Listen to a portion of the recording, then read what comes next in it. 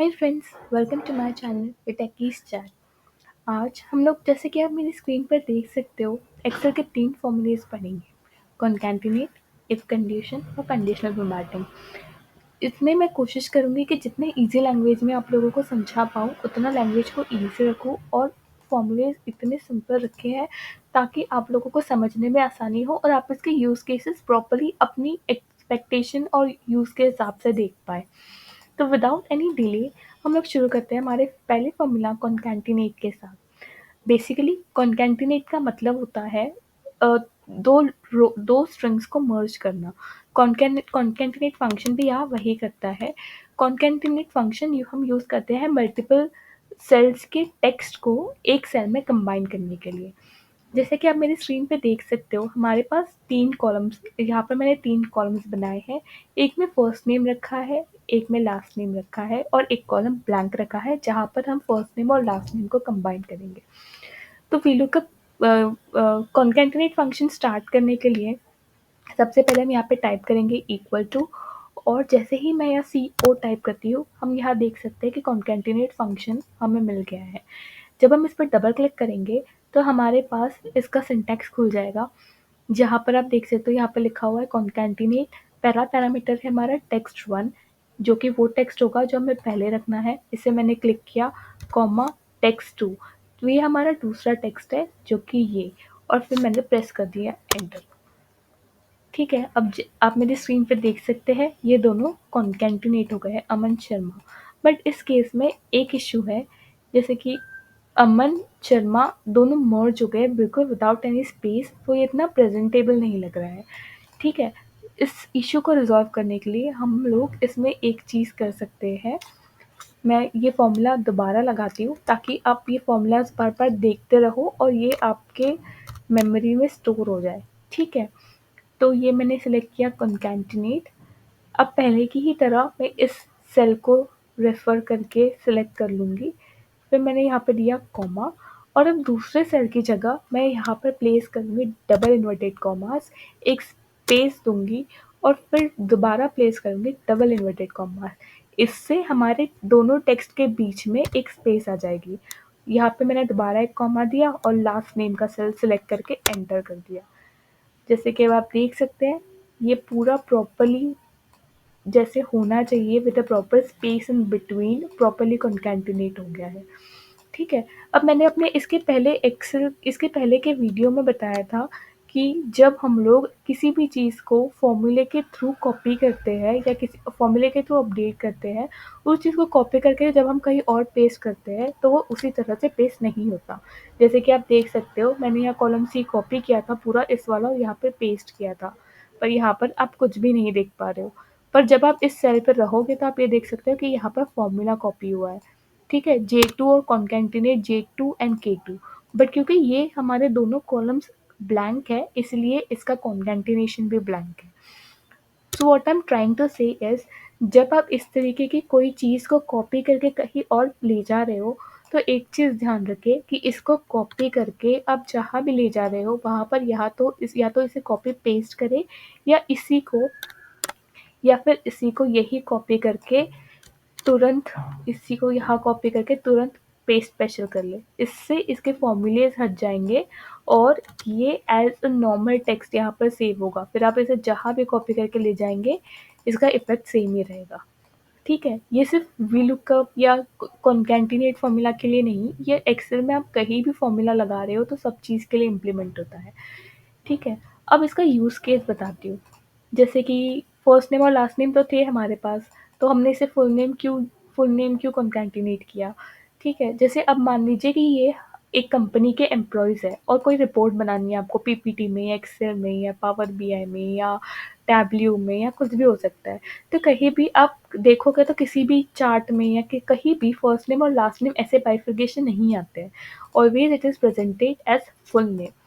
तो इस तरीके के यूज़ केसेस में ये तो नेम का था, इसकी जगह अगर आप अमेज़न फ्लिपकार्ट का डेटा लोगे, उसका डेटा सेट देखोगे और एड्रेस आपको कहीं मतलब सेक्टर होता है, एरिया होती है, सिटी होती है, डिस्ट्रिक्ट होती है, स्टेट होता है, कंट्री होती है। इन सबको मर्ज करके अगर आपको एक जगह पे लेकर आना है, उस चीज़ के लिए भी एक लोकेशन टैब के अंदर सारी चीज़ें, लोकेशन कॉलम के अंदर सारी चीज़ें आनी चाहिए।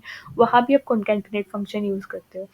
तो कॉन्कैटिनेट का ये बहुत बेसिक सा एग्ज़ाम्पल था, बट इससे आप बहुत कॉम्प्लेक्स चीज़ें कर सकते हैं और ये कंपनीज़ में बहुत लार्ज स्केल पे यूज़ भी होता है। ठीक है? तो मुझे लगता है कि कॉन्कैटिनेट फंक्शन आपको शायद क्लियर हो गया हो। अगर इस रिलेटेड आपको कोई भी क्वेरी होती है या आपको ऐसा लगता है कि मुझे इस पे थोड़ा कॉम्प्लेक्स वीडियो बनानी चाहिए या इस वाली एक्सेल की लिंक आपके साथ शेयर करनी चाहिए, आप मुझे कमेंट कर सकते हो। ठीक है, मैं आपको यहाँ तो हमने फ़ॉर्मूला रिप्लेस कर दिया है, पर मैं आपको फ़ॉर्मूला अपडेट करके भी दे सकती हूँ ताकि आपके पास इमीडिएट लाइक हमेशा वीडियो देखना तो विज़िबल नहीं होता, तो आप लोग हम जब ज़रूरत पड़े तब एक्सेल का फ़ॉर्मूला देखकर ईज़िली अपने हिसाब से यूज़ कर पाएँ। ठीक है, अब नेक्स्ट चीज़ पे मूव करते हैं इफ़ कंडीशन।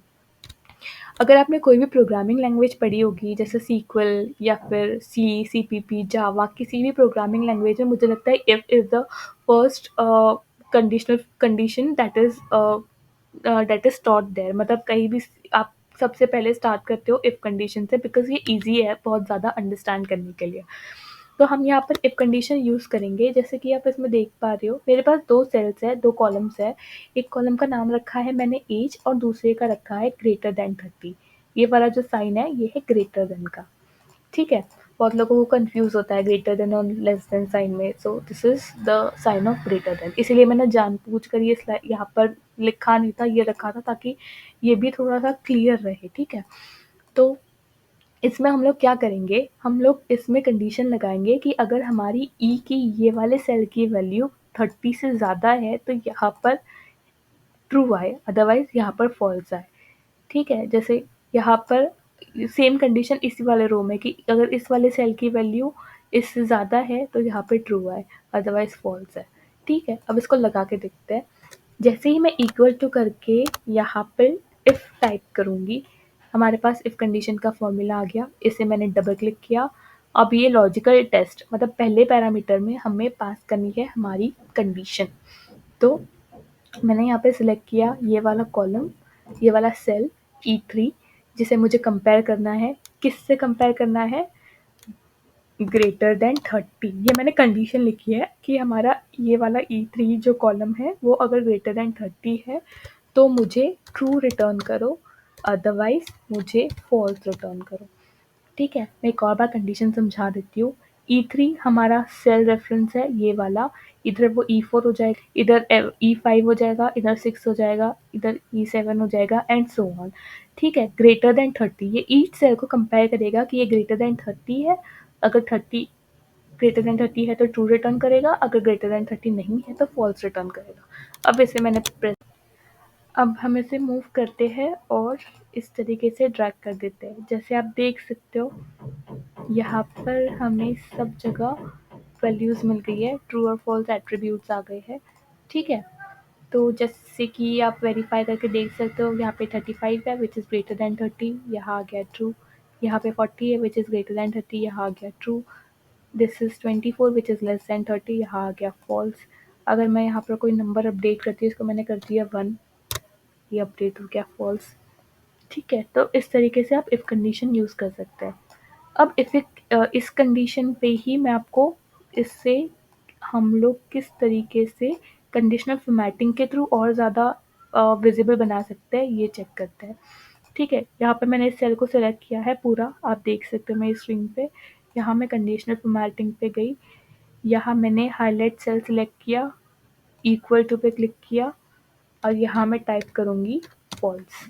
तो जो भी और ये कलर जो भी इस सिलेक्टेड रेंज में फॉल्स होगा वो हाईलाइट हो जाएगा रेड, लाइट रेड कलर में, ठीक है? इसी तरह अगर मैं ट्रू चाहती हूँ, मैं चाहती हूँ कि ट्रू अलग कलर में हाईलाइट हो, तो मैं इसे यहाँ जाकर हाईलाइट सेल्स में जाके इक्वल टू में जाके यहाँ पे मैं ट्रू सेलेक्ट करती हूँ और इससे कलर दे देती हूँ ग्रीन। इस तरीके से आप कंडीशनल फॉर्मेटिंग लगा सकते हैं, ठीक है? ये हमारी एक टाइप ऑफ कंडीशनल फॉर्मेटिंग हो गई जिसमें हम एट्रीब्यूट की वैल्यू दे रहे हैं, सेल की पूरी वैल्यू दे रहे हैं कि सेल में हमें क्या चाहिए, ठीक है? और दूसरी कंडीशनल फॉर्मेटिंग हम लोग यहाँ देखते हैं। यहाँ पर बेस सैलरी रखी है, जो हमारी एम्प्लॉय की सैलरी मान सकते हैं हम, इन एम्प्लॉयज़ की सैलरी, ठीक है। यहाँ पर हम लोग क्या करेंगे, हम लोग इस रेंज को सिलेक्ट करेंगे और इस रेंज में जो सबसे छोटा नंबर होगा, मतलब सबसे कम सैलरी होगी लैक्स पर एनम में, वो लाइट कलर में हाईलाइट होगी, और जैसे जैसे हमारा सैलरी रेंज बढ़ता जाएगा उसका कलर डार्क होता जाएगा। ये करने के लिए हम लोग दोबारा ये वाला सेल सिलेक्ट करेंगे, यहाँ पे कंडीशनल फॉर्मेटिंग सिलेक्ट करेंगे और इस बार हम जाएंगे नीचे मोर रूल्स पर, ठीक है। और इसमें पहला वाला सिलेक्ट करेंगे, format all cells based on their values. इसमें हमारे पास 2 स्केल, 3 स्केल, डेटा बार और आइकन सेट, ऐसे इतने ऑप्शंस होते हैं, ठीक है। पर अभी हम इन सब चीज़ों में ना जाते हुए इसे सिंपल से स्टार्ट करेंगे।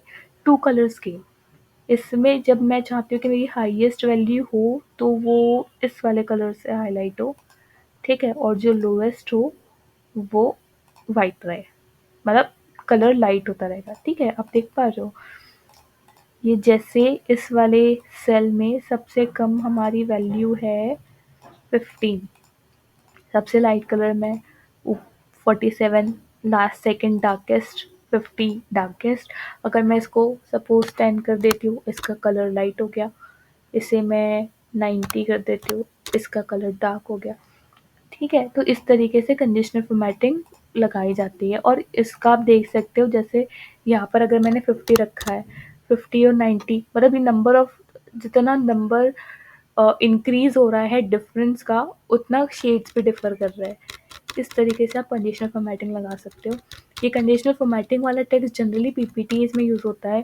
जैसे मान लीजिए कि मैंने बेस सैलरी और एक्सपेक्टेड सैलरी 2 चीज़ें रखी है यहाँ पर, तो बेस सैलरी में सबसे ज़्यादा किसकी है, ये वाली है 90, और एक्सपेक्टेड में भी अगर मैं सेम कंडीशन लगाती हूँ, इससे मैं अगर फॉर्मेट पे एंटर करके यहाँ पेस्ट करती हूँ, यहाँ पर सेम कंडीशन कॉपी हो गई, ठीक है। यहाँ तक मैं इसे दोबारा कॉपी करती हूँ, तो इसमें लास्ट वाला सेल भी इंक्लूड हो गया, ठीक है। सेम चीज़ जो यहाँ पर हमने करी थी वो यहाँ अपडेट हो गई। इस तरीके की चीज़ें जनरली पीपीटीज में यूज़ होती है, और पावर बीआई में भी इस टाइप की चीज़ें यूज़ होती है जब हम डैशबोर्ड बनाते हैं, बट इसका थोड़ा सा फॉर्मेट अलग होता है। तो आज के लिए इस वीडियो को यहीं तक रखते हैं। उम्मीद है आपको मेरा वीडियो पसंद आया होगा, आपको थोड़ा बहुत कुछ अपनी नॉलेज में एनहांसमेंट मिली होगी।